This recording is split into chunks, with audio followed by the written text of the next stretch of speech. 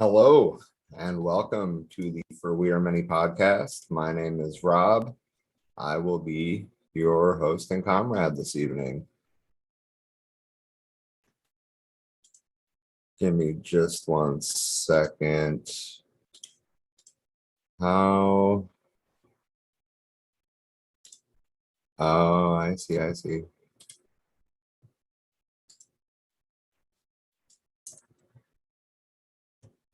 I figured it out. Okay. All right. So tonight we are going to be discussing largely electoral stuff. The midterm elections were yesterday. There was a lot of things on the ballot. I apologize, you guys. There we go. Okay. Sorry, had to get my 2-monitor set up right. Trisha should be joining me momentarily. Scott also might join tonight.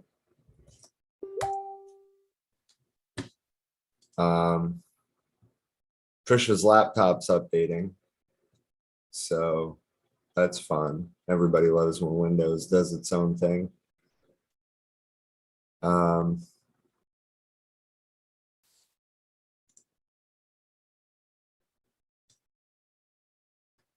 Yeah, okay. Sorry. End of distractions. So Colorado voters legalized magic mushrooms and other plant-based hallucinogens. We're going to be talking about something that we didn't really talk about in depth back in October. An LAPD officer who died after a training accident had reported sexual assault, according to his family's attorney. So, like even in the rare circumstance where you do get a good cop, he's dealt with by his cop coworkers. It's weird to not have the chat up because of how I'm doing this. I'm trying to figure out if there is a way, but I don't think there is. Okay. Of course, our Patreon is live. You can sign up for any tier that you feel comfortable paying. It's going to take community support to grow this into a real independent left media source, which has been our goal since day one. I see Trisha has made it. That's good news. Connecting to audio. Let's try this. Let's see what'll happen.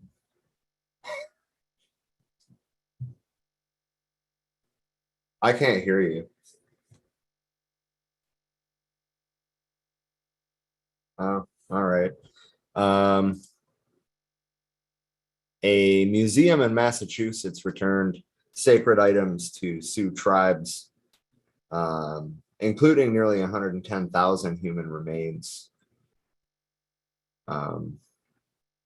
are just a fraction of the artifacts, including nearly 110,000 human remains. Sorry for that.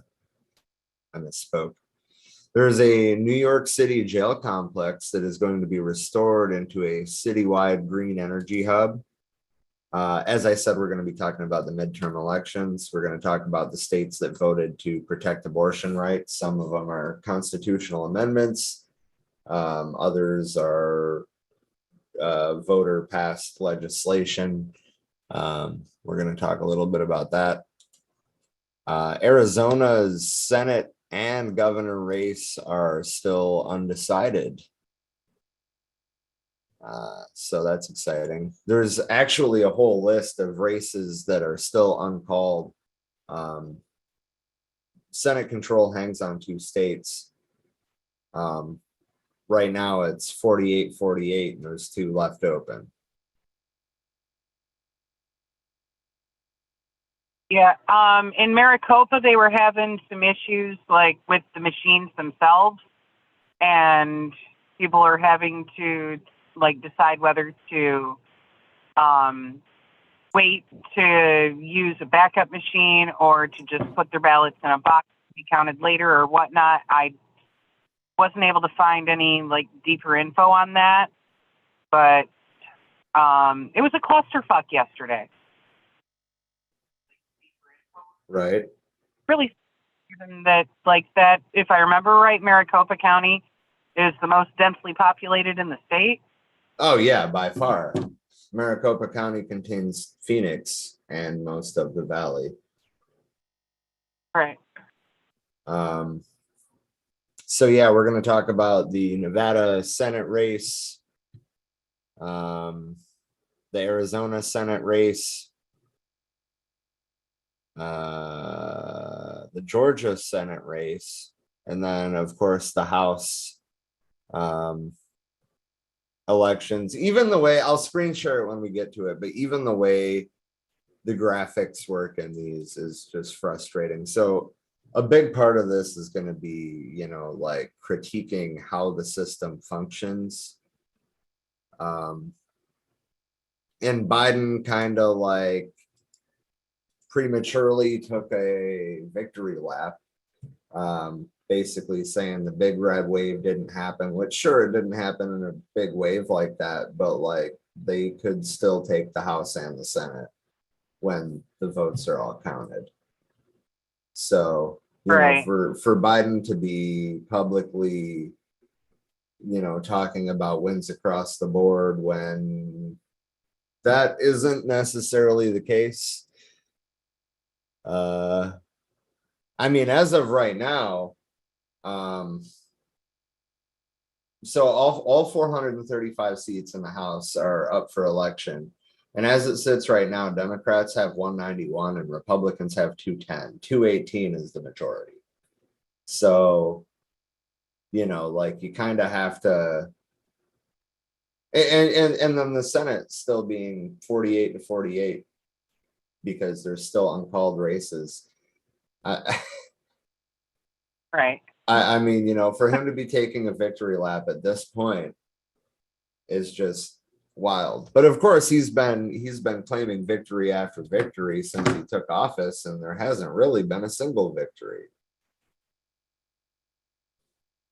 Well, I mean, when you're wealthy, old, white, and delusional, you can do that.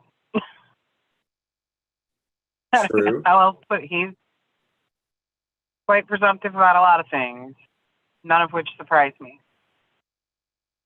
Yeah, for sure. But I mean, we're also talking about an establishment shithead that most of them think that whatever they feel like having fall out of their mouths will just be accepted as fact.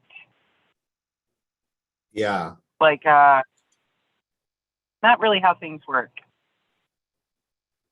So yeah, I mean, most of our stories today all come down to the election. I saw Chairman Zulu in the comments, so I wanted to give him a shout out. They were doing the Bobby Hutton free food program today. Every week on Wednesday at 12 o'clock. 309 Orange Ave, Newark, New Jersey. 309 South Orange Ave. I think it's South Orange Ave. Anyway, oh shit. I didn't mean to close that window. I fucked up. There we go. But I'm still trying to fix shit over here and actually at least get Slack open where. Yeah, But that's up on. I'd like to point out, though, that the Democratic Party has been running moderate, like straight up, like borderline conservative Democrats, right? For the most part, to counter these Trump-backed candidates. And a lot of the Trump-backed candidates did lose their elections, but a lot of these races that the Democrats thought were going to be super easy are either very close or outright lost. Right. So, I mean, they could have actually embraced Bernie Sanders like they said they were going to in 2020, right? Because Bernie was the compromise candidate at the time. But they could have, like made the party more progressive and probably won a lot of these races that have been lost. And it just shows the need for a workers' party. Actually, when we get to it, I think that it was Colorado voted for ranked choice voting in a top 5 open primary. I believe you're right. Give me a second. I'm loading the images right now. So tonight, Hurricane Nicole, keep in mind that it is the 9th of November, so pretty late for a hurricane. But Tropical Storm Nicole, less than an hour ago, was upgraded to a Category 1 hurricane, and it will be making landfall in Florida tonight.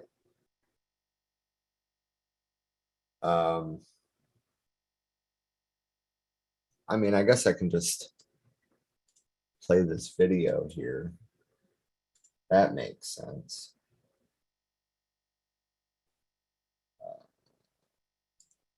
There it is. Coastal Georgia. That's a great question. I do think that coastal Georgia, and notice that you're under a surge warning there. So I think it's conceivable you could see 3 or 4 feet of surge. Isn't it? It's interesting to see that even though this is, a small. Go ahead and mute this. I didn't realize I was jumping into a live stream. I thought that it was, just a short little weather video. However, you see that they're getting 3 to 5 feet of storm surge the whole way up the east coast of Florida. Yeah. That's and again, it's not that a Category 1 hurricane is like so severe or anything like that. It's that it's almost the middle of November and we are getting a hurricane. Well, not we, but Florida is getting a hurricane. Right.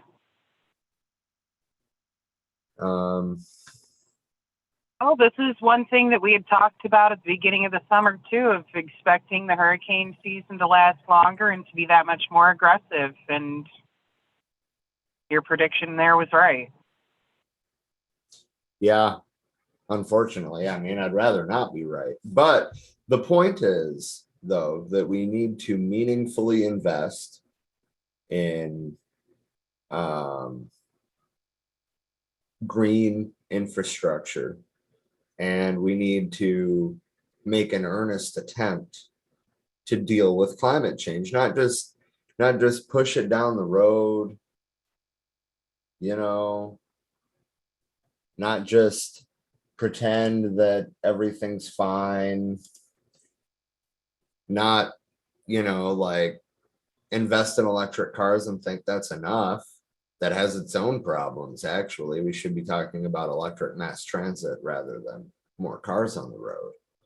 But I mean, we need to think about levees, seawalls, hurricane defense, right? We need to figure out how to manage flooding when we get unreasonable amounts of rain at a time. We've seen that in the 2 years we've been doing this. We've seen that what, probably 4 or 5 different times.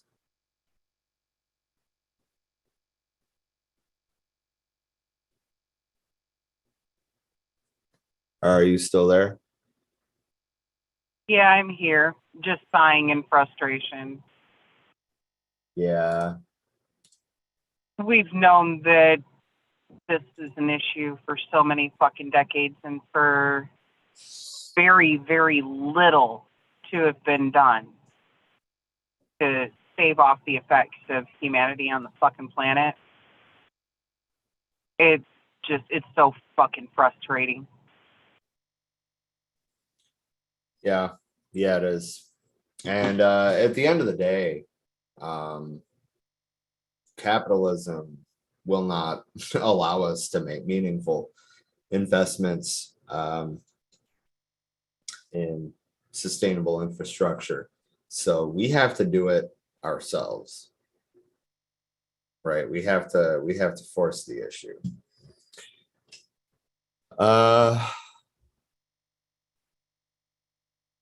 Let's see. I'm trying to see if there's anything else other than election things. Apparently, it was reported, Reuters was reporting an hour ago that a runoff election will be happening in Georgia for the U.S. Senate, which Yeah. I expected, but it's official now. And, you know, that kind of just made me facepalm to read that a little while ago, too, because if they had ranked choice voting, that runoff shit could be avoided. That it could. One of those things that, you know, now shit's getting dragged out because of not having ranked choice voting on their ballot. Right.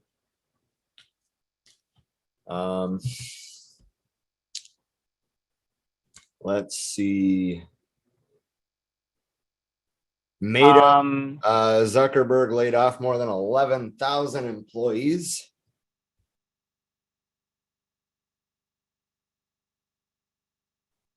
No Beyond surprise there. Meat has, I'm sorry, what?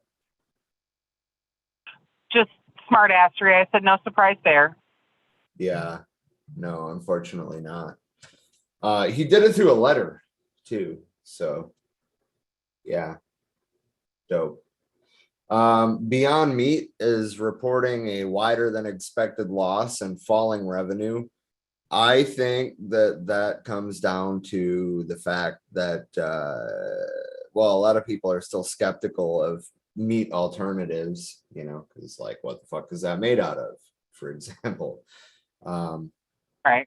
But other than that, you know, their products are not cheap. I understand that the process to make them is fairly expensive, but their products are not cheap, and we're in a recession. Yeah. It's really fucking expensive to go for vegetarian and vegan options as far as meat replacement. You know, I've done so when I could, but I mean, it's pretty sad that stuff is even more expensive than the ever increasing prices of meat, chicken, seafood. Yeah. Yeah. Which, I mean, all have hiked significantly. Gas is almost back up to $4 a gallon too. That's on the East Coast. I'm sure it's more out there in Arizona. Scott, you joined the room, but you haven't said anything yet. Oh, he's connecting to audio. He's muted. Also, it was actually just under $4 a gallon the other day here. So Oh, wow. I've jumped back up since, but Saturday it was 3 something. Hello, Scott. Welcome to our fantastic election coverage. Post election. I suppose it's still going on, so I can't really. Yeah, there's actually I have a whole article of uncalled races. Yeah. Yeah.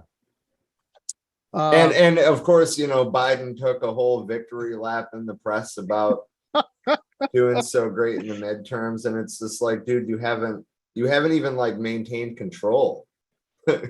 Like, what the fuck? I mean, there's something to be said for the fact that this is historically a pretty phenomenal turnout for the party in power. You know, in a midterm election. So there's something to be said for that. And yeah, I mean, should he be patting himself on the back? No, I think let's be honest. The only reason why the turnout is as it was, or was as it was due to the abortion, the Roe v. Wade being overturned. You know, the Democrats should not be, you know, clapping themselves on the, oh, what a great job we've done. We're phenomenal. Let's be honest. It's strategically, they let that happen so that they could go ahead and win this election. Yep. And as we've said a million times on this show, they had 52, I think, years to codify Roe v. Wade. And Yep. And yeah, I mean, use it for a fucking card to play to get people to donate and get people to vote blue harder if they were to actually quit sitting on it. So right now, I feel the real kudos as far as the abortion issue goes. Those kudos go to the people in the states that said, fuck all of this, because Michigan just changed the state constitution to protect the right to abortion and all other reproductive care to be between patient and doctor, and to annihilate that fucking ban on it from the 1930s that would have been reinstated. The people of Kentucky shut down a bill that was for banning it in the state. God, I'm trying to remember where else. There was a couple other states that said fuck this on the state level and decided to protect abortion rights. So I'm having a brain chart right now on what those other states were. I know I put it in Slack and I'm having trouble finding it. I have everything open. Kentucky's looking a lot more progressive lately, though. I'll be honest. It's starting to really change over. And I think, you know, conservatives are going to have a real tough fight on their hands when these flyovers, I hate that term, these so-called flyover states really start turning blue. You got Missouri now has approved marijuana being legalized. I mean, that's a huge jump for one of those Midwest states. You know, that's huge. Yeah, completely agreed. Speaking of the little, you know, small red town that I'm in, voted to allow recreational marijuana dispensaries. So, I mean, that was shocking. Yeah. There's also a few states that passed bills ending using, you know, prison inmates for slaves there. Yes. So thank God. Let's be done with that. Important, more of that, a tidal wave of it across the country. Yeah, that makes a good thing. I do have a bit of good news before we dive too deep into the election, though. A student was arrested in York after eggs were thrown at King Charles.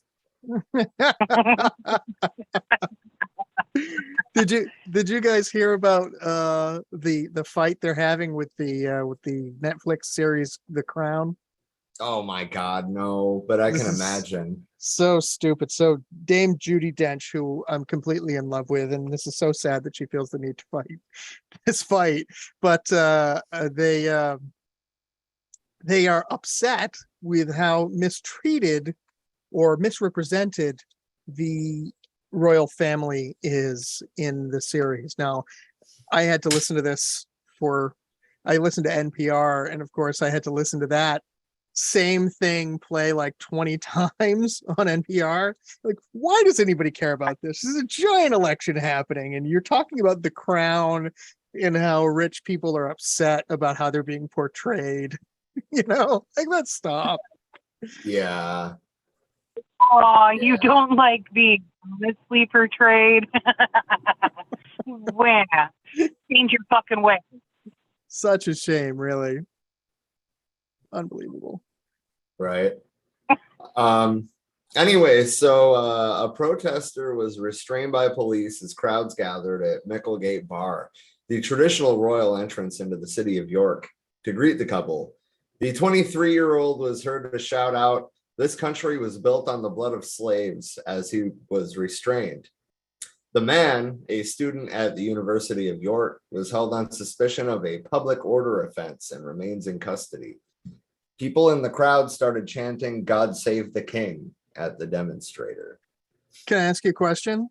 Does it say in the article if he was wearing a cape? Is my question. No, it does not. But there appears to be video. Hold on, let me see if this is worth it. Let's see this guy do it. Oh, the crowd immediately started booing. What pussies.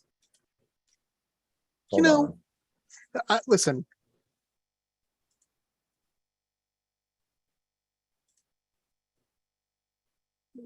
What happened when if you were from England, it was your job to hate Prince Charles? What happened there?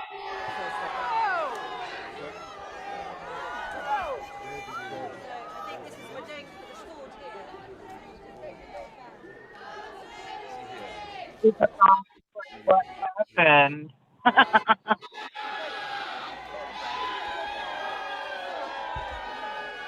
It's kind of funny that he's just kind of like looking around like, what just happened? Yeah. Oh, no, well. Notice that their knee is not on the man's neck. Oh, it's so weird. Notice What that do you no mean? guns are drawn. Putting Wow. a knee in their neck. Anybody notice how there's no holster for a gun on those police officers? There's nothing to draw. Yeah, as it should be. So I mean, it's I just wanted to start off on a positive note, Yeah. somebody throwing eggs at King Charles. Like I remember like in the 90s, if you were from England, it was your job to hate Prince Charles. Like everybody sided with Princess Di. Like that was the thing. Like everybody was like, oh, she was the hero of the common folk, and he's this dopey looking douchey waiting till his mom died loser, for the lack of a better word. But and he was cheating on Princess Di with Camilla, and that was all. Like that was like that. Everybody was like, oh well, he's so gross. And now it's like, oh God, save the king, help him, save him from the eggs. Like that's crazy. What happened? Save him from the. Save him from the eggs. Unbelievable. Yeah.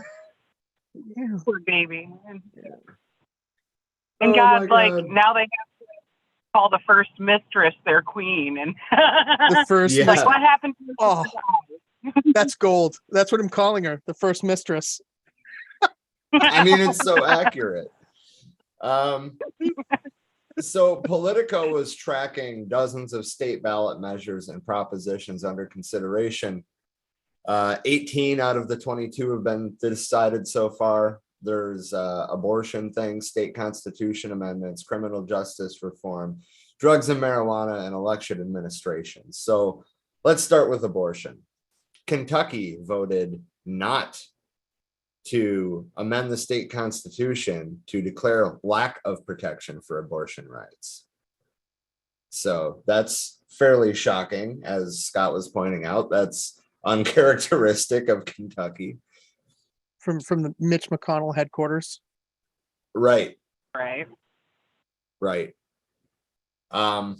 Montana was trying to classify infants born at any stage of development as legal persons. Right. born can include, you know, like a miscarriage or an abortion. So basically they could charge you with murder if an aborted fetus was legally a person. They voted not to classify infants as legal persons. Michigan, as Trish already pointed out, established a state constitutional right to reproductive freedom, including contraception use and abortion. That's by a pretty good margin for Michigan, honestly. Usually stuff like that is right neck and neck, but it's like 56.7% to 43.3%. That's a pretty good spread. Telling you, women came out in solid numbers, and I'll tell you, these old men need to be prepared to adjust their policies to suit the needs of women, because that's what's they're the thing. There's who are voting. They are who are voting now. Well, I mean, they're also who started the Russian Revolution. There you go. Let's not forget that the Russian Revolution started with a march on International Women's Day. Yep. Anyway, not to get too out there, I guess, but ultimately, like that's the thing, right? Like what we need to do is establish an actual left wing, an actual workers' party, right?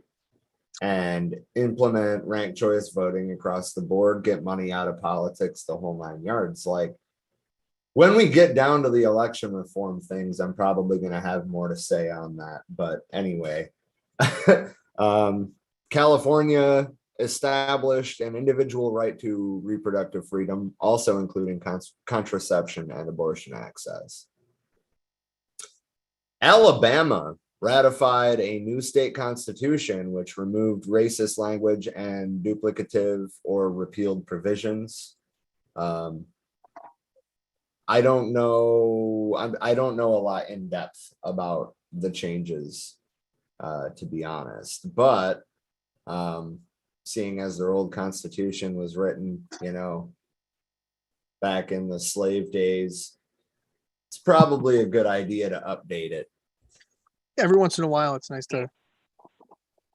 for your policies not to go stale when they were written, when people, you know, when actual people were worth a third of another person. You know? Yeah. Right. That's problematic. Yeah. But yeah, there was a lot of shit that needed. And women weren't worth anything. Right. Yeah. Right. We got. But it's about fucking time. Like, hell, when even Alabama can move forward, we know there's a little bit of fucking hope there. Yeah, for sure. Tennessee has modified their constitution to remove slavery as a punishment, meaning that, you know, like you cannot force a prisoner to be a slave as the punishment of a crime, as allowed by the 13th Amendment. Right. So Louisiana was seeing a similar constitutional amendment, which failed by an almost impressively large gap. 60.9% of the people voted not to remove slavery as a punishment, but the wording of it was problematic anyway because it didn't really do anything. Right, they were going to modify their constitution to remove slavery as a punishment, with exception for lawful administration of criminal justice. So you didn't fucking change anything. Right. Right. Like it just sounds more appealing that way. You Right. make slavery more palatable. Maybe we should just get rid of it. Yeah. Right. Maybe. Novel idea. Oregon saw Measure 112 to modify the Constitution to remove slavery and involuntary servitude as a punishment, and it passed. And Vermont just outright banned slavery and indentured servitude. Yep. Which that's the most impressive split on here. 89% of the voting population of Vermont voted to prohibit slavery. The unfortunate part is that that's still 11% of the population, of the voting population, that voted not to ban slavery. Yeah, that's where are these people?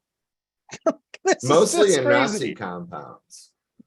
Yeah, I mean, in a state that, and this is, by the way, in a state that went red last night, Vermont, at least their governorship did. In a state that went red, for that to have passed anyway, pretty significant, I'd say. Right. Vermont Yep. is a very fucked place. And it's I- one of those things, like, a lot of people forget that Vermont is even out there. But it is one of the weirdest fucking places in this country. And a lot of people think it's just this leftist utopia. No, It's it's really a liberal not. utopia. It's specifically of the liberals a shit lib utopia. There's a bunch of OG first generation hippies that live there that think they have made themselves this fucking beautiful utopia, and they're surrounded by clusters of Nazis. It's fucking weird. And all of the shit lib hippies are like, la la la la la la la, hear no evil, see no evil. I'm gonna pretend we're not surrounded by Nazis. And it's like, wake the fuck up. It's also become a great deal more corporate than it has been. So, I mean, I remember going to Burlington, 20 years ago, and it was very much a hippie kind of relaxed, very chill place to be. And now it's just, they've rolled in the red carpet for big money to gentrify the entire place. Not that it wasn't already incredibly white and wealthy people, but now it's corporate interests as opposed to like a hippie who left society to go live on his trust in a commune. It's a totally different world now. Yeah, for sure. One prime example of that is pretty much every bit of media, the local newspapers, all of that, all got bought up by one very right-wing extremist asshole who owns it all, therefore controls the flow of information there now. Such a shame. That's frightening. Yeah, in a land of Bernie Sanders, you'd think they'd keep an eye on Fucking the that. land of Michael Parenti. Right.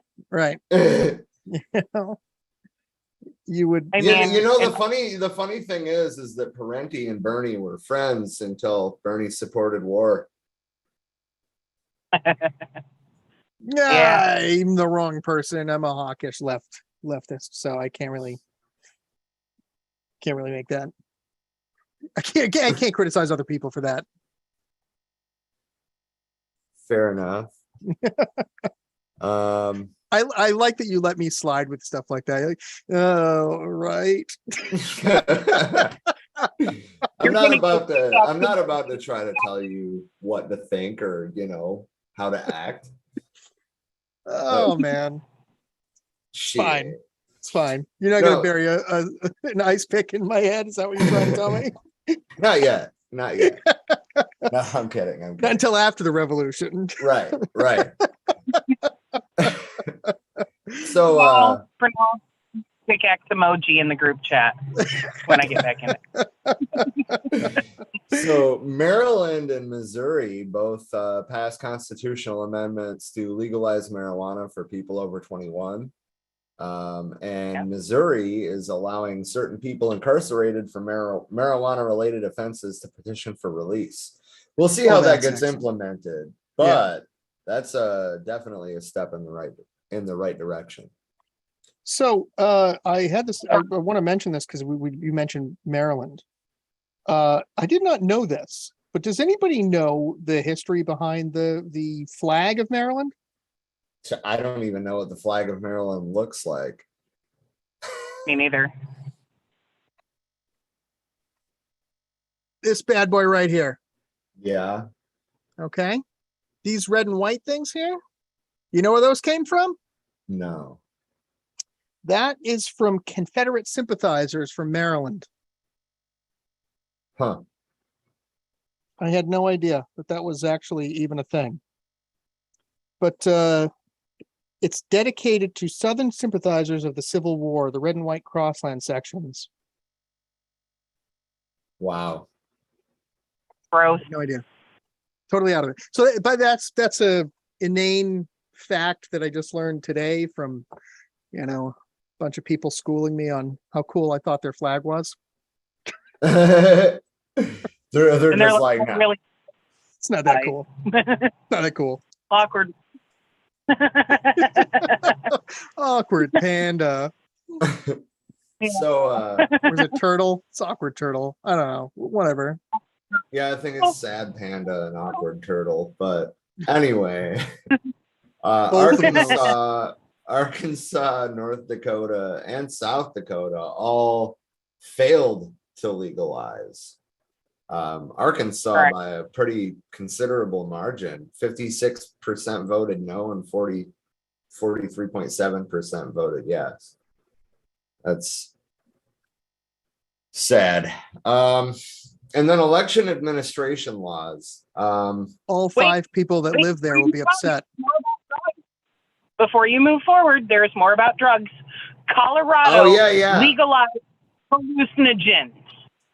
Yeah, I Not started, just psilocybin, but like DMT, you fucking name it. I think the plant only one that still plant derived is what the proposition, there we go, is what the proposition said. remember right, I think peyote was the only one not included, but that's because that is a protected thing for, Yeah. probably But being like a very rich plant, as well as it's protected for religious practices for indigenous groups. So peyote is not included, but everything else that is naturally derived, you may now trip balls in Colorado. Yep. Psilocybin, psilocin, mescaline, ibogaine, and DMT. Wow.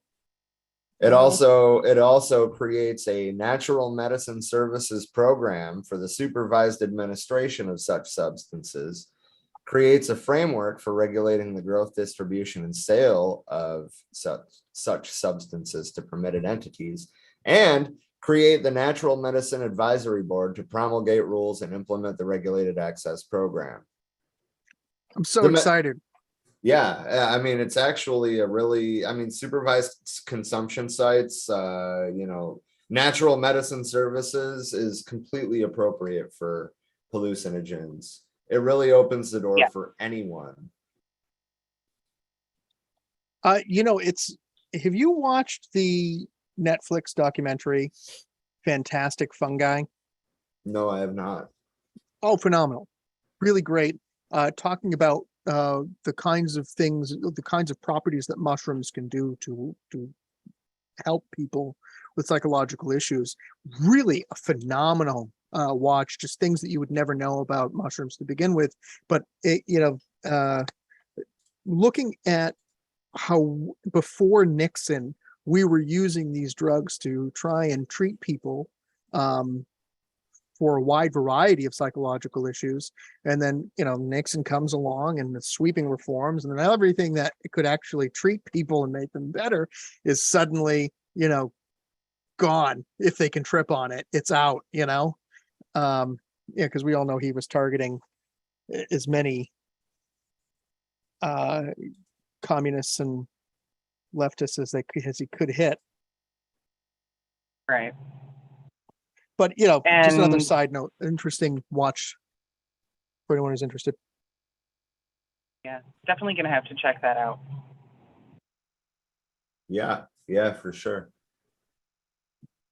We had a troll on YouTube, but I took care of that. So yeah, cool. Good shit. I'm Kind not. of fun being the sea trolley bullshit. I can't see any of it, so I'm. Well, I mean, we're doing it in Zoom instead of on Restream, so we don't have like the live chat on the side of the screen like we usually do. Yeah, where can I But- find this? I already deleted it. Well, that, I'm not bothered by that, but I just want to watch, in case somebody comes with a question that I would enjoy answering. Gotcha. Yeah, that was on YouTube though. What were you talking about before this? Oh, interesting in Massachusetts. Have you guys been privy to any of that? What's going on here? The museum returning sacred items to the Sioux tribes or something else? Well, that's kind of cool, but also the first openly gay or openly lesbian governor, and the first female governor in the state of Massachusetts. So Good was shit. elected. Fantastic, very excited. She came out and made a wonderful speech about how girls can be whoever and whatever they want to be, which is awesome. Very exciting news there. And we also some of the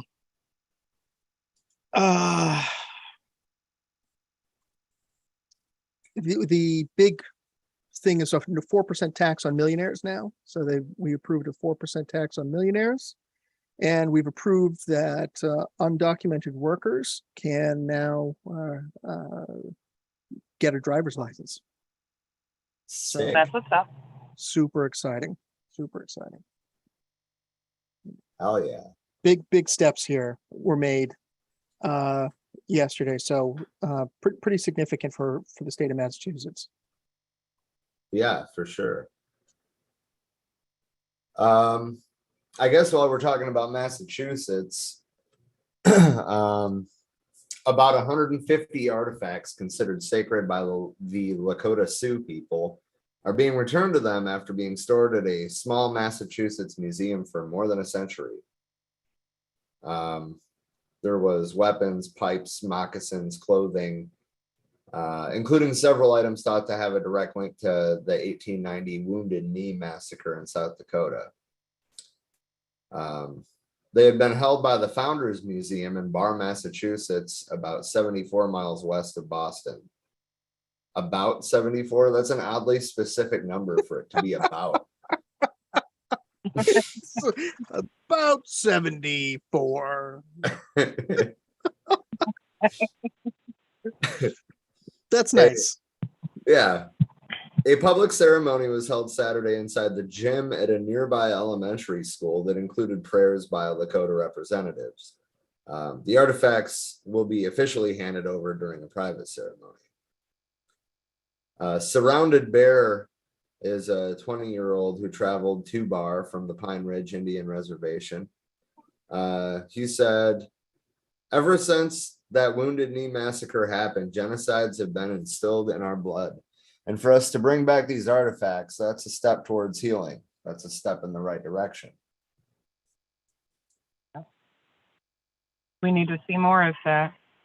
Yeah. Yeah. I mean, those 150 items are just a fraction of the 870,000 Native American artifacts, including nearly 110,000 human remains in the possession of the nation's most prestigious colleges, museums, and even the federal government. They're supposed to be returned to the tribes under the 1990 Native American Graves Protection and Repatriation Act. That was 32 years ago. Right. Why that hasn't been enforced of like, yeah, no, you don't get to keep this in your fucking museum. This belongs to this tribe's people. Give it the fuck back. Like, why hasn't that been forced? And 2 fucking years since that passed.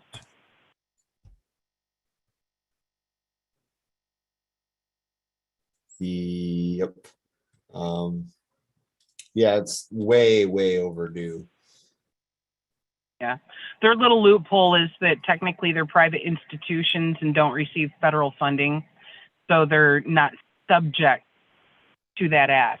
And it's like, they should be. It shouldn't matter whether they are privately held or publicly held institutions. That shit doesn't belong to them. Right. It never did.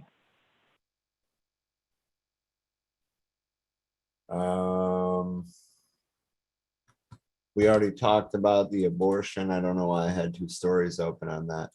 So I do have a little bit of a video. This is going to be from CBS News. It's from about 6 hours ago, talking about Arizona's Senate and governor's races. As far as I know, they are still uncalled. I will double check after the video, but when I was putting it together like an hour ago, they were still, it was still an uncalled race.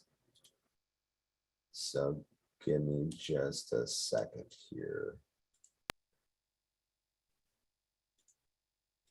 Well, CBS has not called the races in Arizona. Democrats seem to be leading the pack there.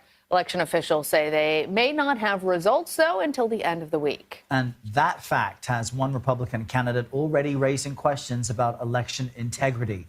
Republican gubernatorial candidate Carrie Lake, you see her on the left. She is trailing Democrat Katie Hobbs by less than 1% right now. In the past, she has repeated false claims about voter fraud. And last night, she told reporters it was, quote, Groundhog Day. Well, let's bring in CBS News national correspondent Chris Van Cleve for more on the Arizona elections. He's there in Phoenix, where officials just held a news conference. It looks like, Chris, that they are right behind you. Tell us, where do things stand with results? What are you hearing? Well, so Maricopa County is the largest county in Arizona. About 60% of the votes in the state of Arizona come out of this county. It is home to Phoenix.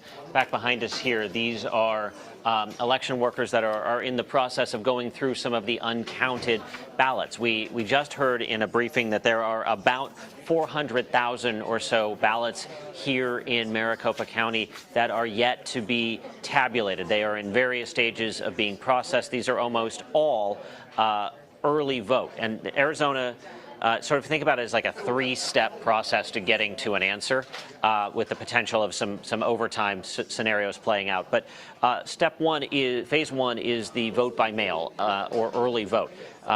Overwhelmingly, Arizonans vote early, predominantly by mail, but they can also vote in person early during an early voting period. So the votes that we saw come up last night heavily in favor of Democrats, those were all early votes. And then overnight, we started to get the in-person votes from Election Day. Here in Maricopa County, they had more people vote on Election Day this year in a midterm election than they had vote in person in the presidential election in 2020.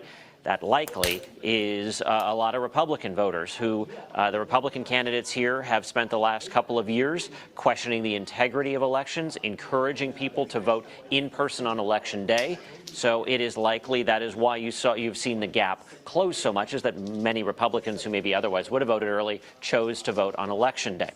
Now, you have a window of time here between Saturday and Tuesday, Saturday, Sunday, Monday, Tuesday, where all of those early votes that were mailed in or dropped off at polling places on Tuesday, those haven't been looked at yet. That's the bulk of those 400,000 votes.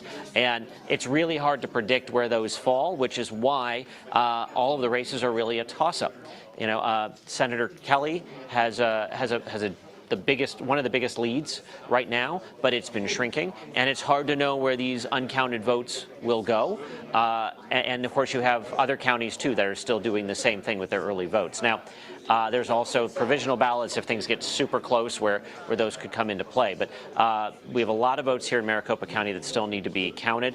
We'll get daily updates every evening. The county is hoping to have 90 to 95% of those done by Friday night. But in races that are this close, it may be into next week. And then there is a new state law talking about taking up residency in Arizona. There's a new state law here that triggers an automatic recount for any race that comes in within half a point. And that recount can't start until after a statewide canvass in early December.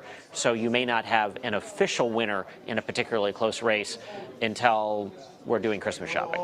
It looks like Chris is also looking for real estate Chris there in also Arizona. settling in Arizona. And I think what viewers should really appreciate here is everything Chris is saying now is the same that he was reporting yesterday, that there is a process. It will take time. Despite the allegations from the late campaign, these ballots, some more than 400,000 out, will be counted.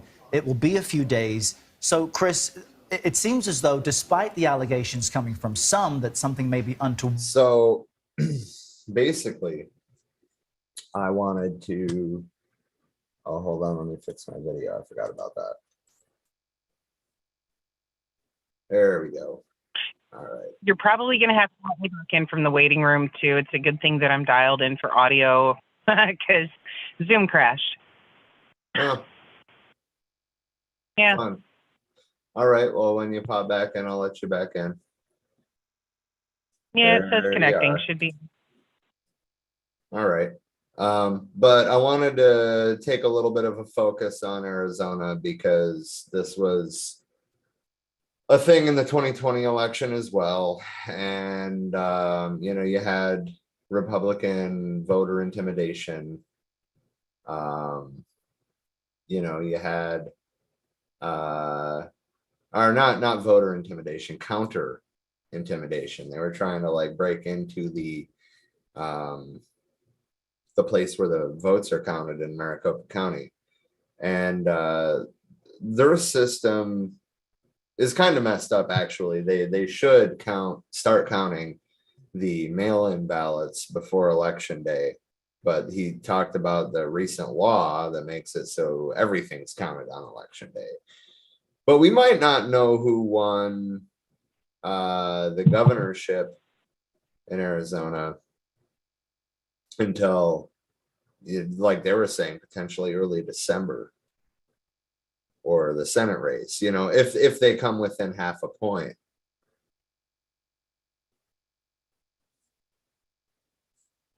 That's ridiculous that they don't want to start counting the early votes until election day. That makes it that much more of a pain in the fucking ass. Why not count them as they come in? Right. Right. So let me pull up current Arizona election shit.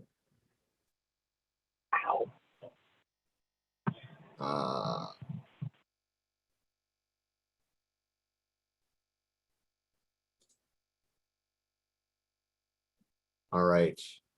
I 12 have hours. returned. That was last night. Oh, hello. I apologize. Had to get the kiddo ready for bed. And Rob, you look far more attractive in your profile picture here than you do on screen. Yeah. It's Emily. That's I why. know. That's...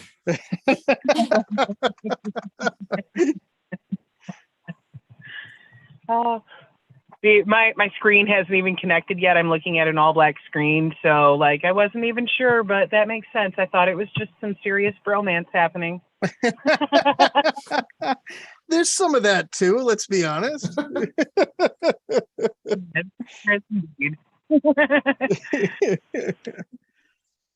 So what topic are we on? Last I heard was of the whole Sioux artifacts being returned. Arizona elections.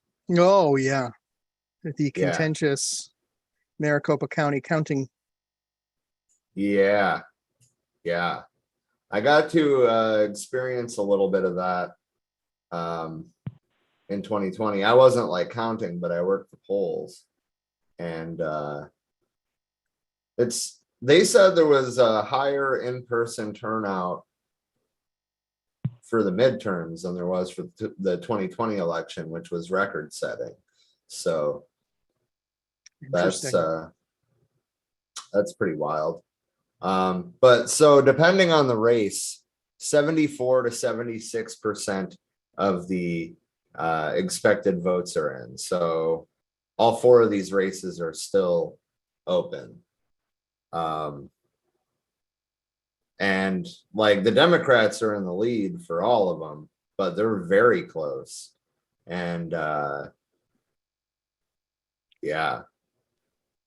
The House elections, it looks like, are over.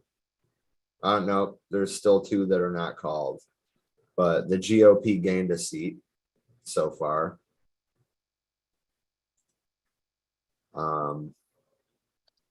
The Attorney General race has Democrat Chris Mays at 50.1% of the vote, and Abraham Hamadeh at 49.9% of the vote, with 74% of the votes in.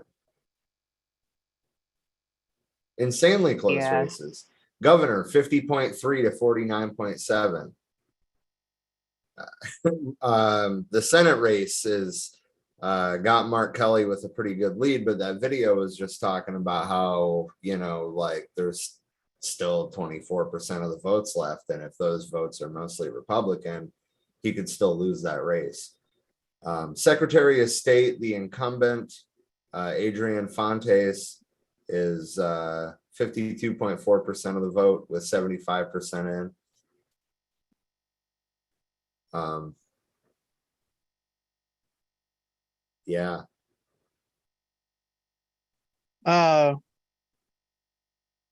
The Secretary of State down in Florida, or was it Georgia, that Donald Trump specifically said, who's a Republican, who specifically, Trump specifically said, don't vote for him, he's garbage, still managed to win. So I think that's worth making a note of, by the way, is that I think there was, even if Trump was looking to make a 2024 bid for the presidency, this is a real referendum on that. When you look at everybody he endorsed, Mehmet Oz in Pennsylvania, up against Fetterman, which is a huge victory, I think. You know, when you look at all of the candidates that he endorsed versus all the candidates that he condemned, you see the opposite happening. The people he condemned getting elected and the people he endorsed kind of really falling apart. So that's a good sign that he may not be the challenger in 2024, which I think is good for the entire electoral process. Yeah. In my opinion. Speaking of the electoral process, James said only 41% of the registered voters in his county voted.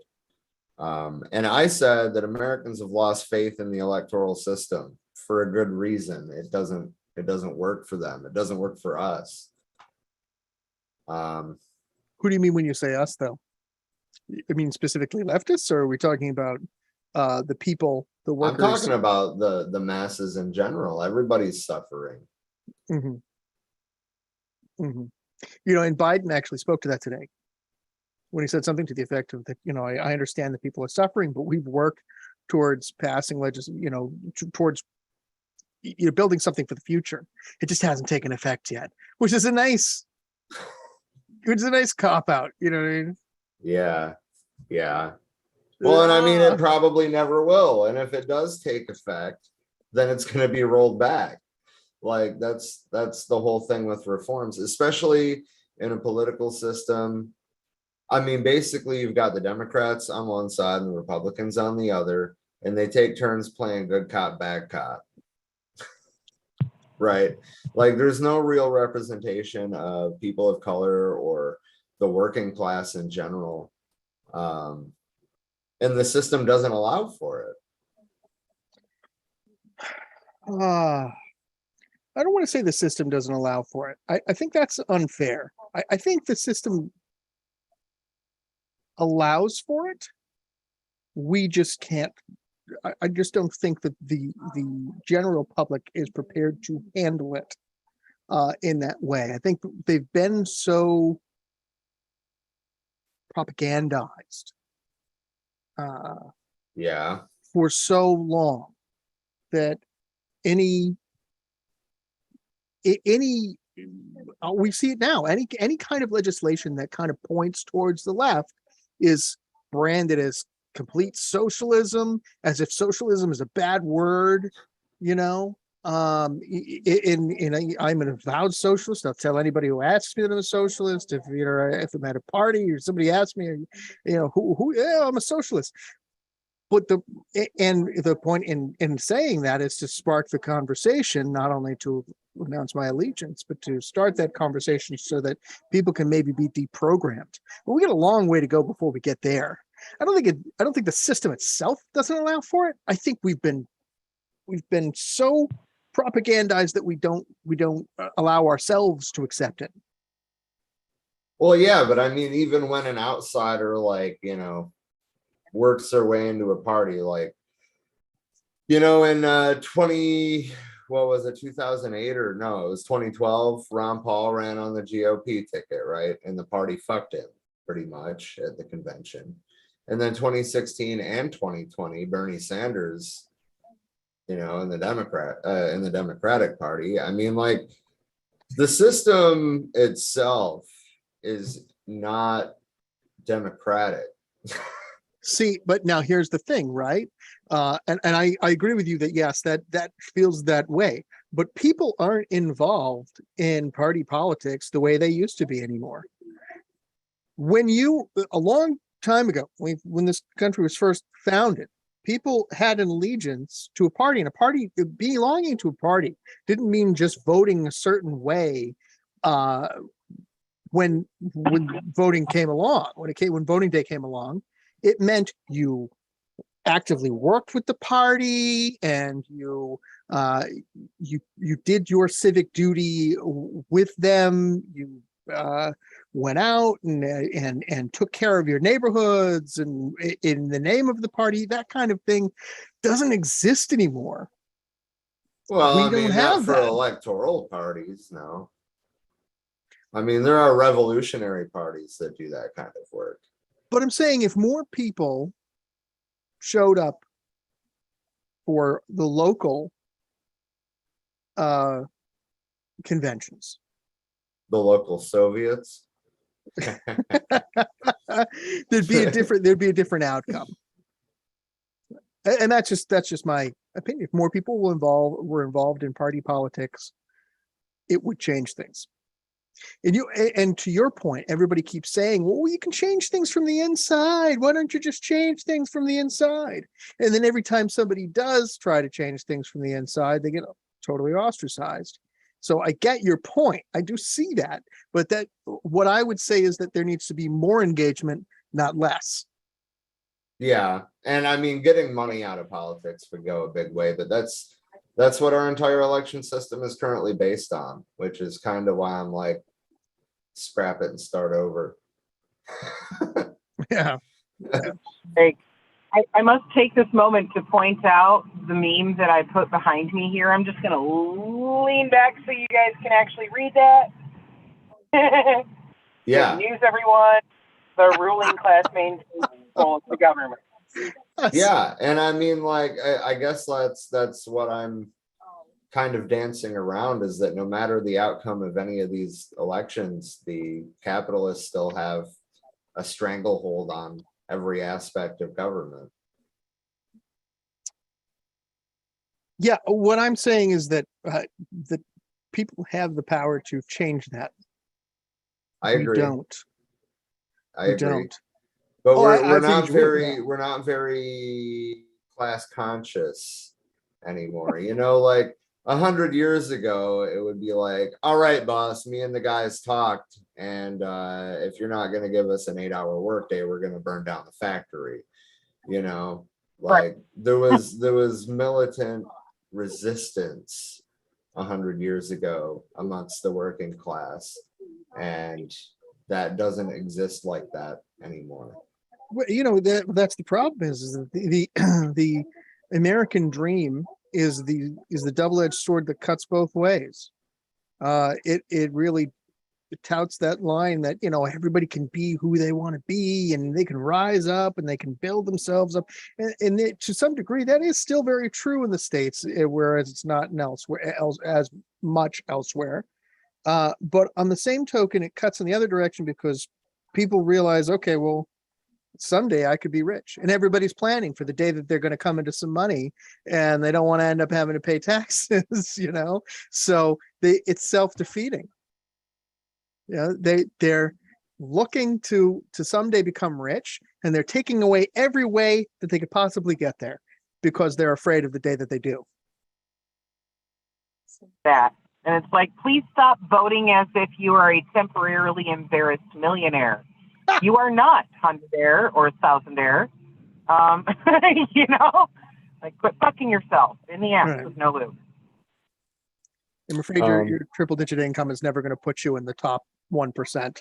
Did you say triple digit? Yeah. Wow. James said in the comments, that's because of their big bags of money and their friends with big bags of money. And I replied to that saying, that's exactly why I advocate for on the ground community building, right? Like, look for the people that are doing things in your community, or like start doing things. It only takes 2 people, right? Going down the road, doing a street cleanup to start doing something. Yeah. And I mean, just talk to people while you're out there doing it, you know, find out what their issues are and then figure out how you can help, no matter how small, right? Like, we need on the ground community networks. And when I say networks, I mean, like, everybody knows everybody. Like, nobody calls the cops because they call their next door neighbor who's going to be there in 30 seconds instead of 3 hours. Yep. You There's know, so or many like, factors to build instead that dual of power. Yeah, exactly. And I think that well, to use the Russian Revolution as an example again, I think that building dual and contending power is the only thing that's really going to bring about meaningful change. I think that most times in the past when meaningful gains were gotten, that's how it happened, right? Like, I mean, we didn't just like wake up with the 8-hour workday, for example. Or a weekends off. Right. Right. And like, let's be honest, Eugene V. Debs and quite a few other revolutionaries from 100 years ago or more would be rolling over in their fucking graves right now to see how many people are foregoing even those protections of like the 8-hour workday, et cetera, and allowing companies to require them to work overtime to the excess because, you know, otherwise it's like, okay, they'll fire you and hire somebody else.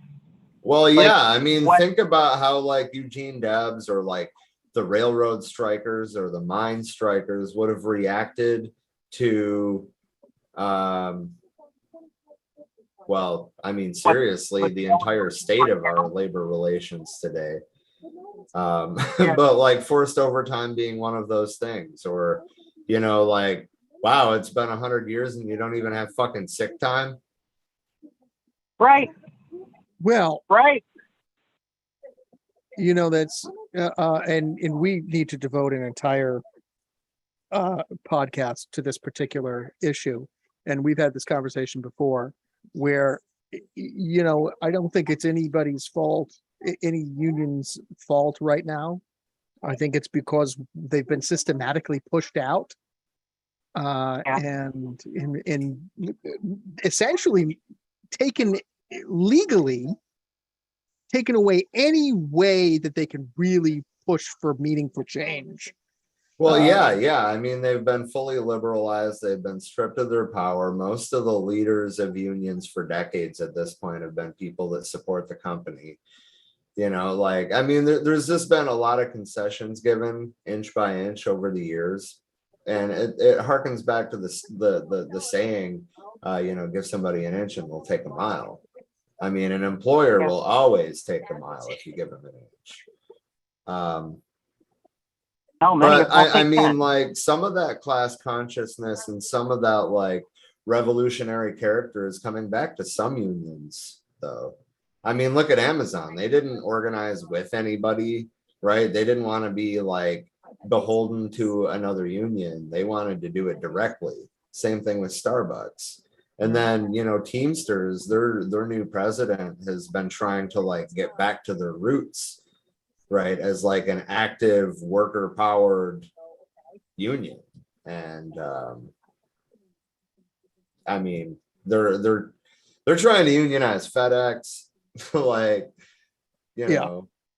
Yeah, my Nicole worked at FedEx for a while, and that was, you know, they were actively working against that. Of course, you know, you get paid time to go hang out, have a little break, and they feed you. And they, oh, hey guys, remember we're awesome? Remember how cool we all are? Here's some pizza. Don't forget how bad it is to have a union around. And that's just so sad. You know, like, And oh, the open door policy. If Oh you don't my like our God. policies, there's the door. That's what it is. right. Yeah, honestly, we need to see more of the things like what's happened with Amazon and Starbucks, of people within an individual corporation forming their own fucking union. I think that's one way to solve those problems of the neoliberal shit that's happened in a lot of the larger unions. I think that's a way to help solve the problem of the nepotism that happens there too, of like, oh, hey, you're just progeny of another inept motherfucker that was running shit. Now you can be inept too. We really do need stronger union representation, and I think that's going to start with movements like this, of like form your own for the company that you work at. I think that'll be something that could actually pave the way for truly ending up being able to seize the means of production there. Yeah. Yeah. Well, I mean, also, you know, like organizations like the IWW, obviously they're size wise, they're a shadow of them of their former selves, but they've never lost their revolutionary edge. Right. You know, so I mean, I don't think that we should be so quick to like, you know, not work with the IWW either. No, But IWW is still a good one. And I'll just say this, like, I'm not necessarily going to name names right now as far as specific unions go that have gone to practicing neoliberal bullshit. There are still some really good ones. If anybody wants to learn about the ones that have fucked up, they can go look at our specials on those. But, you know, there's a problem when a union is being run in the same fucked up manner as our government is. That's a problem that we need to solve so that we can actually bring back the strength within unions to actually represent the workers themselves. Just saying, I think this is a good point to start at. Like, I fully support the IWW, and I do recommend them quite frequently to people, but there's also facets of business and production and whatnot that are not covered necessarily by IWW. So form your own. Yeah, I mean, again, I don't think that any particular union is to blame for any of this. no, it's systematic for sure. It is, yeah. Yeah, that's why I said I'm not going to sit here and point fingers, because I would have to grow many more fingers to be able to go, here's all the ones that have been. You know, and that's been problematic, that systematically they have had these issues. You know, it can be fixed, but they have to stop these practices that they've now been conditioned to for the last few decades as workers, even in those unions, in accepting that their union is being run the same way as our fucked up government. Yeah. I mean, like I said, we need to dedicate an entire episode specifically to talking about legislation that has really taken these unions right out at the knee. So and it has been for 50 years. You know, we don't have unions the way that our parents did. They don't exist. Right. Right. And ironically, they didn't have unions the way that their parents did. Right. So it's been a steady decline and a steady government trying to control unions and minimize their ability to really work for workers' rights.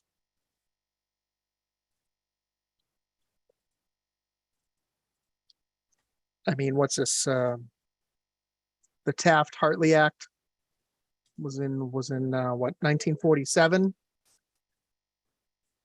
Right. Sounds about So, like I said, my parents had better unions than I have, and their parents had better unions than they had, because prior to that, you had people who could rise up. You had people taking arms, wearing their red bandanas, carrying their Winchesters to work. You know what I mean? Doesn't right. happen anymore. Doesn't happen. I mean, Fuck no, the picture- I'm not opposed. Yeah.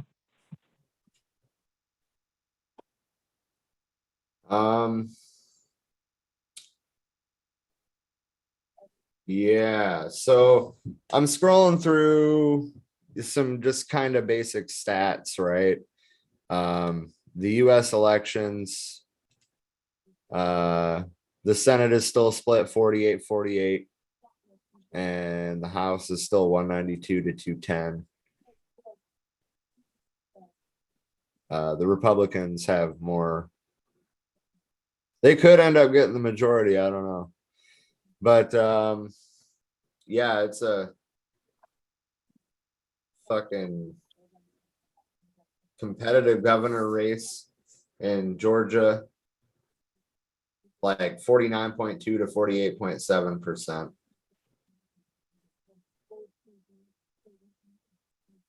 I think that we've talked about most of these other ones though. Key ballot measures, I think we finished. Oh yeah, election administration. Ohio voted to prohibit local governments from allowing non-US citizens to vote in local elections by a huge margin. Nebraska passed photo ID voting requirements by a huge margin. Arizona, I mean, this could still flip, but it's looking like Arizona is going to not require photo ID, but that could flip as votes are counted. Connecticut voted to allow early in-person voting, and Alabama required that any change to state election law goes into effect at least 6 months before an election.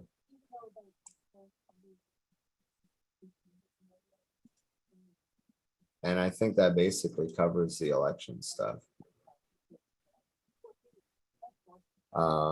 Trump's picks, right? So there's been 6 victories and 7 defeats out of his backed candidates. Obviously, Ron Johnson won in Wisconsin. Herschel Walker is going to a runoff. Yeah, that's the big one. And then Ohio Senate, JD Vance, and North Carolina Senate, Ted Budd. Oh my God, what a name. Ted Budd. And then in the House, they've won 3. Monica De La Cruz from Texas, Ashley Hinson from Iowa, and Zach Nunn from Iowa. Isn't there a crazy pants one out in Arizona they got Oh yeah, dude, fucking Carrie Lake. abused? Yeah, that's the one I'm thinking of. Yeah. Yeah, Crazy pants. That should be on here. And Smart got reelected too. Oh yeah, that's one of the things that I wanted to talk about was Biden, Biden's little victory lap. Yeah. Hold on, let me find a video here. There's got to be one, right? It's the day after election day. It's all over the place. It was fucking cluster fucking the entire feed as I was searching for these articles earlier. So yeah, you'll find the video. But in good news, Lauren Boebert's dumbass got defeated. Oh, thank God. I'm glad. Yeah. Yeah, she's a dumb bitch. I'm pretty sure a lot of it had to do with her recently shooting her neighbor's dog. You probably shouldn't shoot dogs when you're running for re-election. Sucks for her. She's fucking. Wow. She's dumb as a stump, so I can't imagine, she was thinking strategy when she was firing at an innocent pup. It's fine, whatever. Right. Right. Like, who even fucking does that? Lauren goddamn Boebert. May that dog rest in peace. All right. Quick one for the team. Are we? Wait, hold on. I think I clicked the wrong video. Yeah, there was a speech he made earlier today. Is that the one you're referring to? Yeah, and I totally did click the wrong video. Where the fuck was it?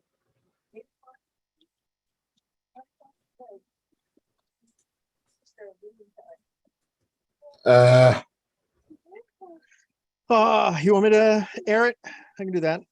I'm trying to there we go. I found it. The one from the Guardian that I had pulled up earlier, or that I had intended to pull up earlier. Oh, yeah. It's the whole speech is 53 minutes or so. Yeah, I'm not trying to do all that. Highlights is good. Our democracy has been tested in recent years, but with their votes, the American people have spoken and proven once again that democracy is who we are. While the press and the pundits are predicting a giant red wave, it didn't happen. Time out. What press predicted a red wave? Fox News? Well, I think all the press was talking about, anticipating a red wave. I don't know if they were talking about it or if they were pushing for it, but I know that it was anticipated because it's a midterm election. Well, yeah, not only that, but also, inflation and stuff. I mean, yeah, they made it sound like the Democrats had a fight on their hands or whatever, but Roe v. Wade was on the ballot in a lot of these people's minds. So I don't think that was the driving factor with people turning out to the polls. Yeah, I think it was. I think you're absolutely correct, but I also think they had not anticipated that being as big an issue as it was. I think they thought, oh, well, it was handled because we're going to leave it up to the states and you guys are just jawing on about nothing. Because every time I talked to a conservative about it, that was the exact response I'd get was, oh, you're making a big deal out of nothing because states can overturn that, blah, blah, blah. Well, it is a big deal and people are making it a big deal. And people showed up in record numbers to make sure that everybody knew it was a big deal. But I don't think that everybody anticipated it being as big an issue as it was. Fair. Anyway, let's get back to listening to Corncob here. And Corn I know pop. you were somewhat miffed by my obsessive optimism, but I felt good during the whole process. I thought we were going to do fine. While any seat lost is painful, some good Democrats didn't win the last night. Democrats had a strong night. My judgment of running when I announce, my intention is that I run again. But I'm a great respecter of fate, and this is time out. So he's literally making this about himself. Of course he is. Biden. Why is he running again? Why? Be a one-term president. Be a James Knox Polk. Knock this out of the park in one term and be done. Why are we making this a thing for 2 terms? He doesn't I don't think he's know. going to Like, live another dude, 4 there years. should be, dude, right. He's like 114 years old already. Jesus. Like, The only thing that keeps this guy running is formaldehyde. It's the Dude, only we reason why need he's so to put standing. age limits on this shit. Unbelievable. Listen, we have a minimum age that you have to be in order to take office. There should be a maximum age as well. I don't see anybody crying ageism about not letting a fucking 18-year-old with zero life experience into a government seat. So, we need to, not have that frame of mind about, maybe there should be a cap at like 55. Maybe after that, you should fuck off back to your regular job until it's time to retire, and then just retire and stop fucking trying to govern when you're out of touch with the entire rest of society that is actually like working age and having to deal with the shit that you are fucking legislating. right, right. That's the thing is I think we're going to get accused of being ageist here, but the reality is, we're electing somebody to plot for the future. If you're not going to be around for it, probably not a great idea. Yeah. Natalie said, I can't even fathom him running again, especially if it's against DeSantis. I was just going to point to that. I mean, Natalie, great point. Yeah. Yeah. Very real possibility, because when it comes to the Republican Party, look at who their two major choices are for the next presidential race, and it's Trump, who's already failed. And yes, he does still have some fucking serious support, but it's split the party. Most of them are going to support DeSantis, who is far smarter and therefore fucking scarier. Just as fascist, if not more so. Yeah, I would tend to agree, but he's more, I don't know, palatable to the liberals, which also makes him more dangerous. Like, he could be a far more effective fascist than Trump could ever hope to be. Right. Right. Yeah. I mean, I guess that's what, I mean, what makes Trump scary is also what makes him ineffective. He's scary because he's so bad. He's so completely inept. Incapable of keeping it together for long enough to actually be a threat. I don't know. But DeSantis, different story. I think he's a much more polished politician. And let's be fair, Biden has never been a polished politician. Not ever. Not even a little bit. Before he was the vice president, he was known as Mr. Gaff Central. That was it. The only reason anybody knew who Biden was one, his 3-state solution to Iraq, and he was Gaff Central. Unbelievable. Anyway, James said, I'm glad it's him, not Cheese Puff, but he's like a vampire mummy with no fangs that forgot where his tomb is. That's great. Yeah. But with DeSantis, part of the problem when it comes to his ability to be very persuasive when he speaks, we're talking about a military lawyer. Yeah. He's very well practiced in speaking whatever bullshit said eloquently that he needs to come up with to convince people of the bullshit falling out of the hole in his face. And it's kind of fucking unnerving, because that motherfucker has that ability to sway people to his side. That's part of why the state of Florida still wholeheartedly fucking supports that motherfucker, at least in a majority. They like him. He's very charismatic, and it's blinding them to just how goddamn fascist he is. There's two things you really need to be successful in politics, in to be an American president: gravitas and charisma. And those are two different things. And I think DeSantis has a lot of polish to make him seem charismatic but he certainly has a sense of gravitas that Trump never had. And I don't think any politician since Obama has been this polished, and has really posed a real threat. Right. Well, that's how he won so many people over too. Yeah. Like, oh, listen to him speak. He's a good public speaker. Oh, you were talking about Obama? No, Obama. Yeah. Like, Yeah. you know, He'll keep you everybody was smiling, like, and oh, yeah. he'll keep you smiling until the cruise missile lands. Yup. Right. Change you can believe in. I mean, dude, Democrats literally did the meme. You know, the meme where like there's a bomber, right? And it says Republicans, and then there's the same bomber, but it's got like a fucking pride flag skin. Yeah. Yep. Yeah, like they literally did that. They named a fucking warship after Harvey Milk. Stop it. Stop. Yep. An enormous anti-war protester. Yeah. Yeah, That's of course. So, God damn it. I can't think of a worse way to commemorate somebody. I can. It's fucking audacity. Where's the fight? Can you put it back?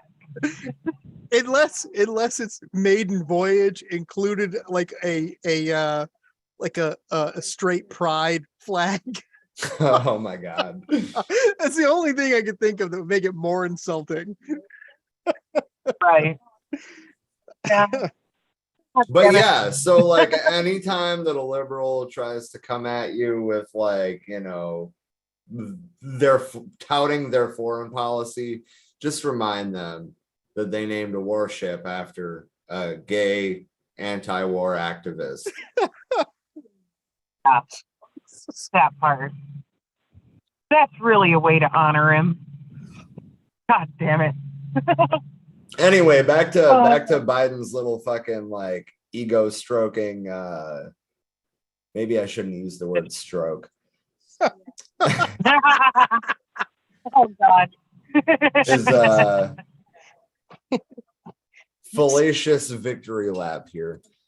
Ultimately, a family decision. I think everybody wants me to run, but we're going to have discussions about it. And my Everybody guess wants is me that to early run. next year we make that judgment. Last night, I was pleased to call Maxwell Frost, a 25-year-old who got elected, I guess the youngest man ever elected to the United States Congress. What? Oh, hang on. No. Go keep going, because this is even better. And I told him I told him that I was the second youngest person ever elected to the United States Senate at 29.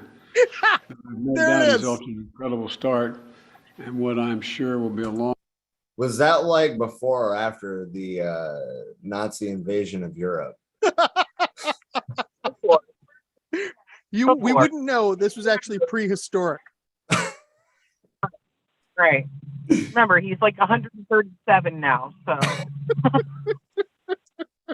Long distinguished career. Oh, that was it. I paused it 1 second before the end. But I thought it was hilarious that he turned this, like you were saying, he made this about him. The victory speech, he called this guy to congratulate him on being the youngest person elected to the Senate, just to tell him, hey, used to be me. Right. Right. This is so self-selling. It's fucking insane. It should be on OnlyFans.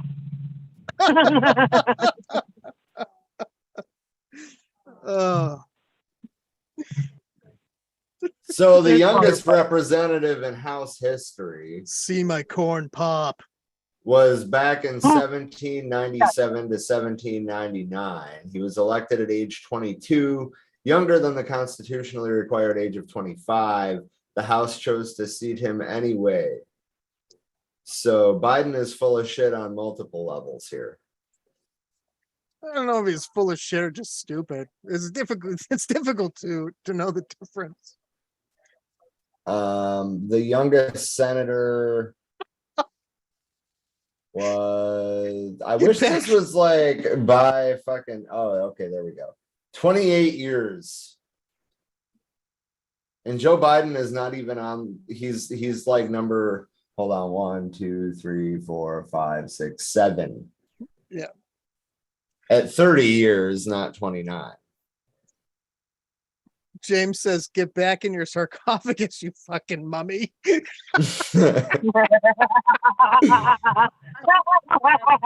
Yes. It's Joe Biden's speech today. That's just wild. Play it for you later. This is why we need to stop having such old crusty motherfuckers be able to stay in office this long. There needs to be an age limit and term limit that, you know, prevent this from continuing. This is so beyond fucked up that the motherfuckers holding most of the seats in the federal government should have retired decades ago. Right. Oh, by the way, do you want to hear a year, like the year that Joe Biden was elected to the Senate? Are you ready for this? January 3rd, 1973. Oh, You I were was way still off. fighting in Vietnam.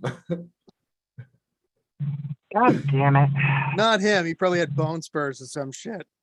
Yeah, something like that. The president says he knows that voters are frustrated. It's been a tough few years for people, but the focus of his remarks was to underline that Democrats had a strong night. While votes No, it was to underline that it was all because of him. are still being tallied, they have a path to hold control of the Senate, and they limited Republican gains in the House. They didn't limit shit. President Joe Biden hailing a successful midterm election night for Democrats as voters prevented a sweeping Republican wave many expected. And we lost fewer seats in the House of Representatives than any Democratic president's first midterm election in the last 40 years. Can anybody fact check that for me real quick? Yeah, that's a fact. That's true. Okay. And we had Did you check it? Yeah, Or you earlier. I was, just- okay. yeah. I will check it again just for you. Okay. 1986. Democrats could still lose control of one or both houses of Congress, but it's closer than Republicans anticipated. Right now, neither party has reached the 218 seats needed to win the House. And in the Senate, Republicans need 51 seats to win. Democrats need 50 because Vice President Kamala Harris serves as the tiebreaker during votes on legislation. Votes are still being tallied in key states across the country where it's too close to call. Highlights Arizona of and Nevada President among Biden's them. speech. And the Georgia Senate There's race, been, which like, could determine 2 control of the lines. Senate, is headed to a runoff as neither Democrat Raphael Warnock nor Republican Herschel Walker They lied to me. Big fat liars. You tell Yeah. him, buddy. Oh, Amazing how many people know that yet, that they're all big fat fucking liars. They've truly been indoctrinated with this fucking groupthink shit. But if it fell out of their flavor of politician's face, it must be true. So Donald Trump in his midterm elections lost 40 seats in the House and gained 2 seats in the Senate. 2014, Obama lost 13 in the House and 9 in the Senate. In 2010, 63 in the House and 6 in the Senate. George W., 30 and 6 loss. George W. gained 8 and 2. That was in 2002, right after 9/11. So I don't, those numbers don't really reflect much. Clinton in 1998 gained 5 Senate seats and lost no, gained 5 seats in Congress and lost no seats in the Senate. So that's probably the best record we have right now outside of George W. But prior to that, in 1994, was the contract with America, Newt Gingrich, where they lost 52 seats in Congress and 8 seats in the Senate. So that was a huge, sweeping, horrible night. It's in general, this might be a pretty darn good night overall.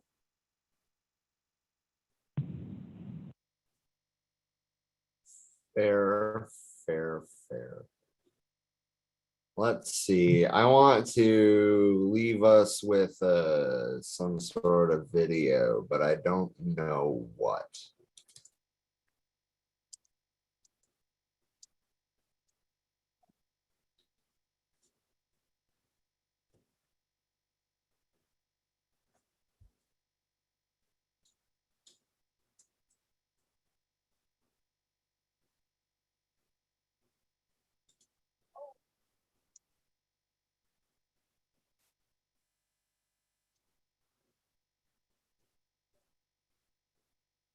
Huh. I gotta tell you, James said, Sorry, go ahead. it's all fake news. It's a sham. I never lost anything. They're just saying that. I won everything I paid for, and you need to steal stuff and scale the wall. Yeah. Huh. I got to tell you, that is a great strategy, by the way, that the Republicans have decided to utilize, because they never lose anything, right? It's fraud. It's all election fraud. What a great strategy that is. You've never lost anything. You're just a victim. You're a victim, Right. Great strategy. There's no fucking way we lost. I wish I could do that in work, Right? The reason why the numbers are so bad, boss, is because, it's rigged against us. All a conspiracy. Never works for me. Why is it working on their employers then, of the American people? That's a good question. I have no idea. I don't know why people buy it. It seems like such a silly thing. Why Right. waste so many millions of dollars on getting votes? Why waste all that time raising money if it's not for something? I don't know. Right. I digress. It's all a sham. All of it. Everybody in politics. Bribery should not be legalized via lobbying. Agreed. Oh, there's a question. Natalie said, who here thought Fetterman would win? I'm really glad he did. I watched the one debate versus Oz and was thinking, no way. Yeah, that debate was such a bomb. It was so bad. And that's so sad because Fetterman is such a good, I want to say a better politician, which it sounds like an insult. Well, in most cases. I think that people saw through Mehmet Oz moving there the year before the election. I think they saw it for exactly what it was, carpetbagging. That's how I saw it. I think that's how people from Pennsylvania saw it. And I think Fetterman, I was surprised he won. Through name recognition alone, Dr. Oz should have taken that. But I guess to the credit of the people of Pennsylvania. No, come see me. I've turned off my video. I turned off my video. I love you. I love you. I did not turn off my audio. Whoop. I think I'm going to leave us today with an excerpt of a Malcolm X speech titled "Democracy is Hypocrisy." Nice. It seemed fitting. I've been doing a lot of reading pertaining to politics in the 60s because I've been doing this United Panther movement class. So, I was trying to find like maybe one of the Panthers talking about, like electoralism, but then I thought of Malcolm X instead. So I'm going to leave you with that.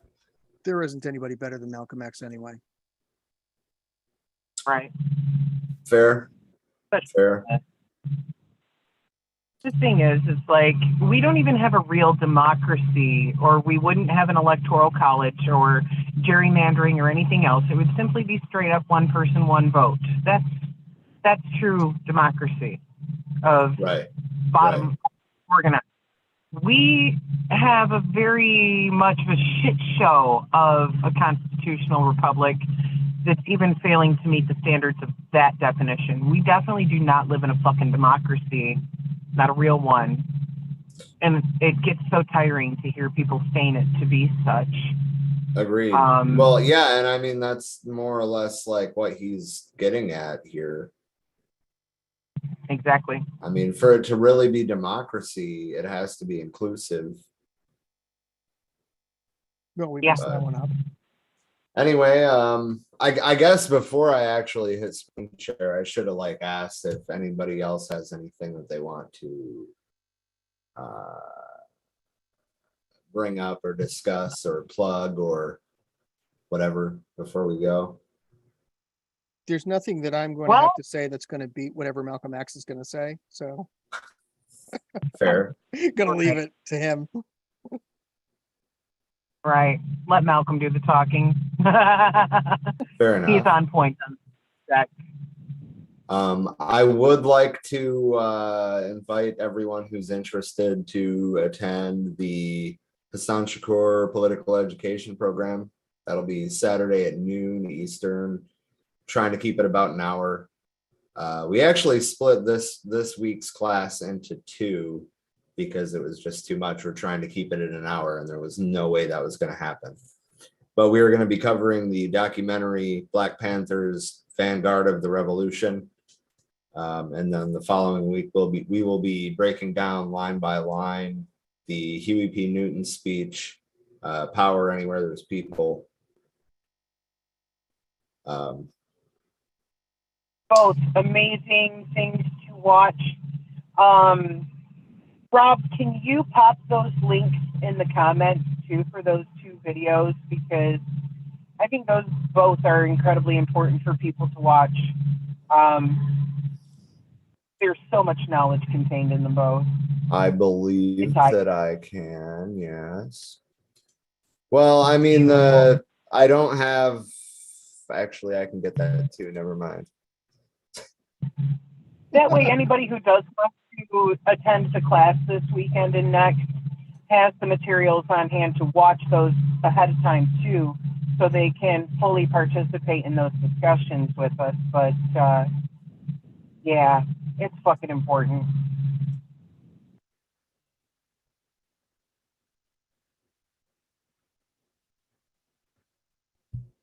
Let's see here. There is the YouTube link for the documentary. And here is the Marxist Internet Archives link for, I said it was a Huey P. Newton speech. That's fucked up. It's a Fred Hampton speech. I'm sorry. Wow. Wow. Yeah. Yeah. I fucked that up. Yep. It really did. I mean, I fucked up too because I've watched that speech a few times, and I didn't even catch that when you said Huey instead of Fred. Yeah.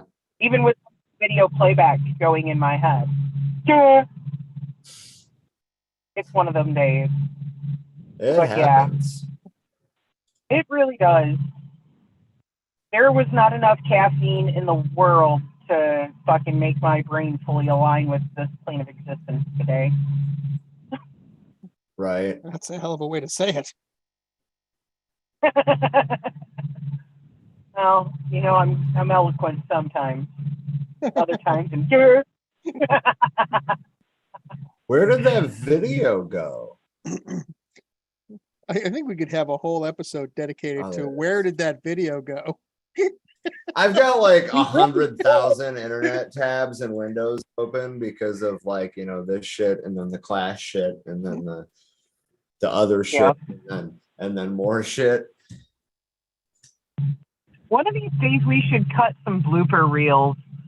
And where did that video go? It should definitely be at the top. We have a blooper reel. Haven't you watched our current event stream? Right? Here's the fuck you get to see.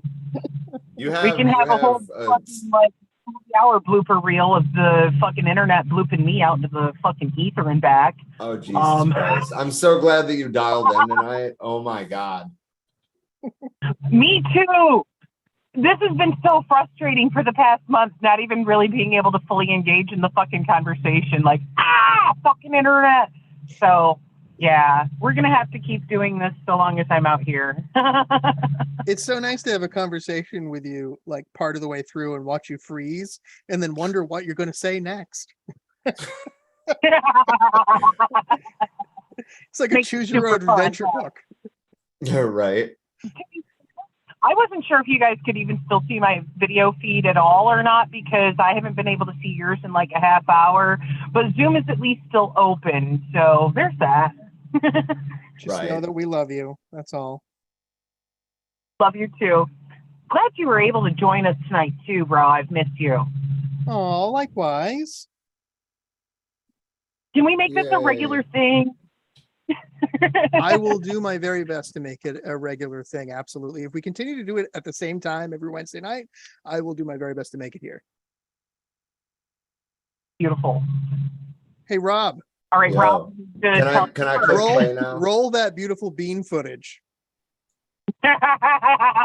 Yes. With no badge or no white skin or no white sheet or no white anything else. The police the same way.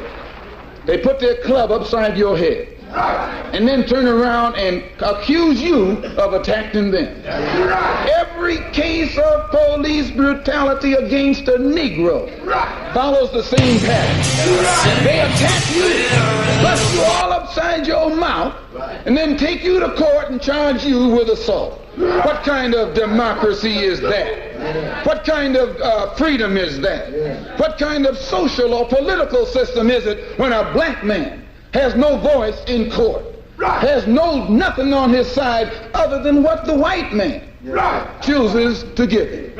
My brothers and sisters, we have to put a stop to this. And it will never be stopped until we stop it ourselves. They attack the victim. And then the criminal who attacked the victim accuses the victim of attacking him. Yes, sir. This is American justice. Yes, sir. That's right. This is American democracy. Yes, and those of you who are familiar with it know that in America, democracy is hypocrisy. Right. Now, if I'm wrong, put me in jail. Right. But if you can't prove that a democracy is not hypocrisy, then don't put your hands on me. Oh, every time I hear him, chills down my spine, man. He's so awesome. Right.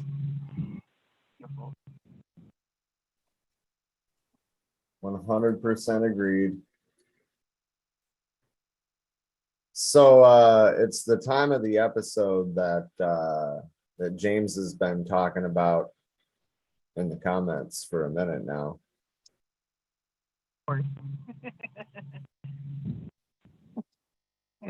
Do you know what time it is, Scott? Is it time for the music? It's time for the music. Okay. All right, so I think we probably are going to be doing well, we can't do it Wednesday every week because every other week I'm going to a CPUSA reading group on Wednesday. But I mean, my days off currently have been Wednesday, Thursday, so we'll talk about it in the chat. And as for you that are watching, keep up with our Facebook page. We'll make the events like I did for tonight. Yeah, we're also gonna get back into, education shows and other things than just the current event stream. here coming up. So keep your eyes out for that. And yeah, I think that's all I got. What about you? We're also, we have not scheduled the day yet, but we're going to do a Q&A. And we have been discussing bringing back the movie nights too. So keep your eyes open for that one as well. And suggest some movies. Yes, because, you know, we've kind of fallen off when it comes to the extras like that, you know, we want to be able to actually bring to the table on a regular basis, especially for our Patreon patrons and stuff too. We've been slacking on the things that we promised there. So we are working on putting those back together for you guys. And we appreciate you standing with us through our juggling over here. Agreed. That's solidarity. We love you. All right. Have a good night.